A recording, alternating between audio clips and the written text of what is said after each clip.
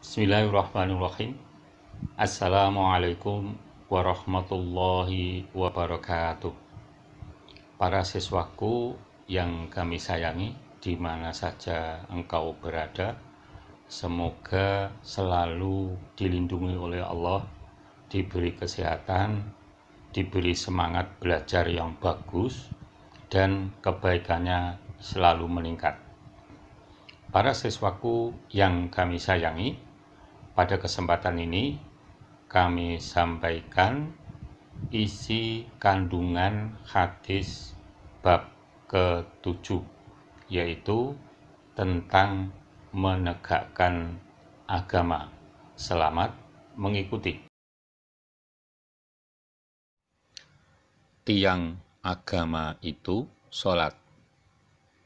Di antara fungsi sholat itu penenang hati, tiang amalan lain, tiang jamaah atau persatuan, pencegah perbuatan keji dan mungkar atau dosa, mencegah kekafiran.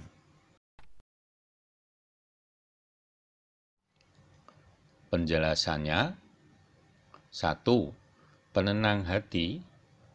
Sesungguhnya Allah telah menjadikan manusia bersifat lemah, keluh kesah, kikir, dan tergesa-gesa. Hal ini yang mendorong manusia bermaksiat kepada Allah dan disesatkan setan. Namun, dengan petunjuk Allah, manusia yang lemah selamat dari sifat-sifat buruknya. 2. Tiang amalan lain. Apabila hati seseorang sudah tenang, maka akan mudah baginya untuk taat kepada Allah. Oleh karena itu, sholat menjadi tiang agama. Hal ini disebabkan apabila sholat baik, maka baik pula hatinya. Dan apabila hati seseorang baik, maka baik pula amal lainnya. 3. Tiang persatuan umat. Dan yang mempersatukan hati mereka, orang-orang yang beriman. Walaupun kamu membelanjakan semua kekayaan yang berada di bumi, niscaya kamu tidak dapat mempersatukan hati mereka.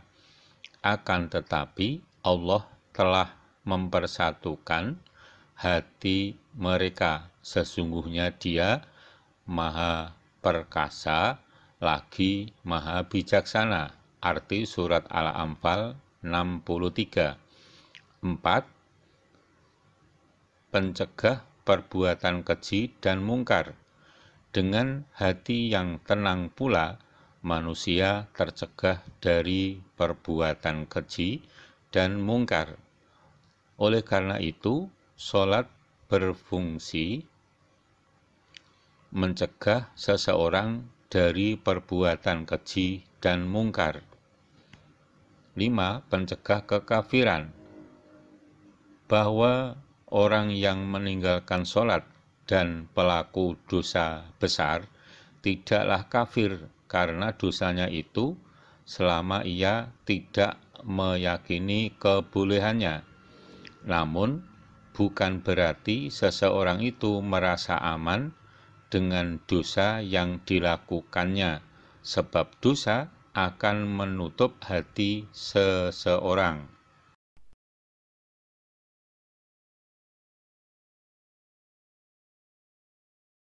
Memahami karakteristik Islam. 1. Agama Islam sesuai dengan fitrah manusia. Surat Ar-Rum 30 ayat 3. 2. Ajaran Islam sempurna. Surat Al-Maidah ayat 3. 3. Kebenaran ajaran Islam adalah mutlak. Al-Baqarah ayat 2. 4. Mengajarkan keseimbangan dalam berbagai aspek kehidupan. Al-Qasas 77.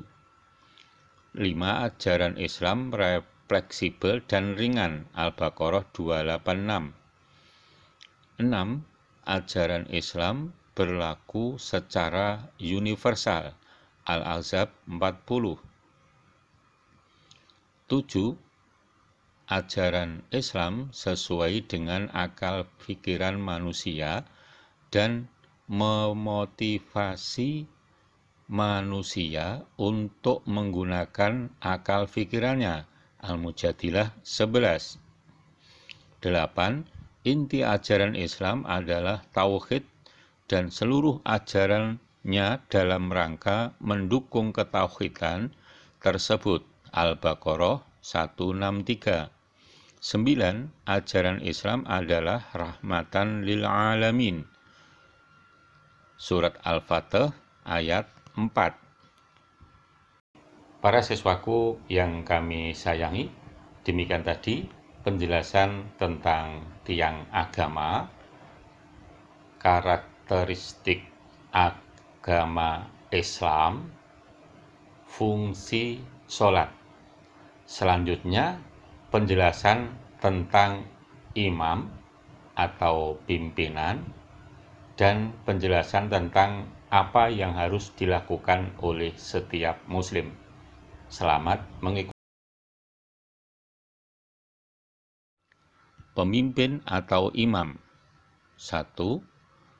Imamah kubro, berarti kepemimpinan tinggi dalam agama dan dunia. Sebagai ganti dari Nabi SAW, khilafah juga sebagian dari imamah kubro, dan imamah kaum muslimin adalah khalifah dan yang semakna dengannya. 2. Imamah suhro adalah pengaitan sholat antara makmum dengan imam dengan beberapa syarat. 3. Menunjuk imam adalah sebuah kewajiban syar'i. Menunjuk imam adalah sebuah kewajiban syar'i yang termasuk hal-hal yang wajib menurut kesepakatan para ulama. 4. Imam itu diikuti.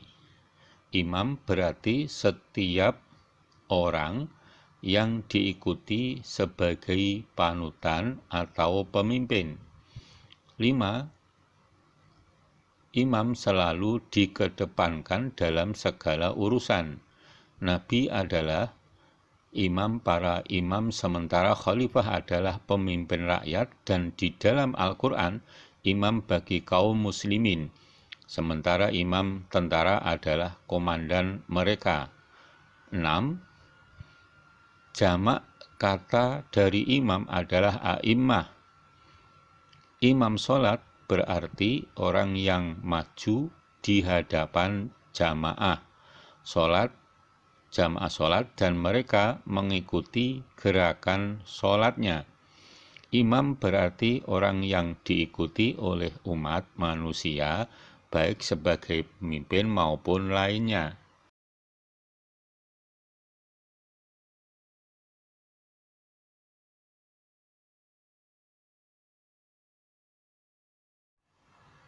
Yang harus dilakukan setiap muslim, hubungannya dengan Allah, seperti sholat, puasa, haji, doa, membaca, memahami, dan mengamalkan Al-Quran, dan lain sebagainya. Hubungan dengan sesama makhluk, seperti mendahulukan kepentingan orang lain yang lebih penting. Surat 2 ayat 177, surat 59 ayat 9. 2. Berbuat baik adalah merupakan sebaik-baik amalan. Surat 3 ayat 92, surat 3 ayat 134. Menyempurnakan takaran dan timbangan serta tidak merugikan orang lain. Surat 7 ayat 85. 3. Berinfak atau memberikan sebagian rezeki kepada orang lain yang membutuhkan. Surat 2 ayat 154, surat 3 ayat 92. 4. Tolong menolong dan kasih sayang. Surat 5 ayat 2, surat 48 ayat 29, surat 24 ayat 22, dan surat 90 ayat 17. Hubungannya dengan diri sendiri. Penjelasannya berikut ini.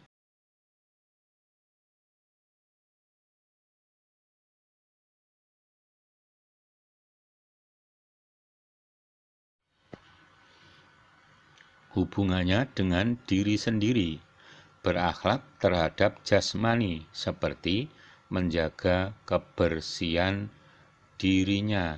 2. Menjaga makan minumnya. 3. Tidak mengabaikan latihan jasmaninya. 4. Menjaga penampilan diri. Berakhlak terhadap akalnya seperti memenuhi akalnya dengan ilmu, penguasaan ilmu. Hubungannya dengan diri sendiri seperti 1. Taubat, 2. Muqarabah, mendekatkan diri kepada Allah, 3. Muhasabah, mengoreksi diri, 4. Bermujahadah, lebih sungguh-sungguh, 5. Rajin beribadah, 6. Menghadiri majelis taklim. Para siswaku yang kami sayangi, di akhir pembelajaran ini kami sebutkan kembali tentang menegakkan agama yang dijelaskan adalah atau meliputi: pertama, tiang agama; yang kedua, fungsi sholat; yang ketiga, karakteristik agama Islam; yang keempat, pemimpin atau imam; dan selanjutnya adalah tentang apa yang harus dilakukan oleh setiap muslim. Semoga bermanfaat fiddin wa dunya wal akhirah. Assalamualaikum warahmatullahi wabarakatuh.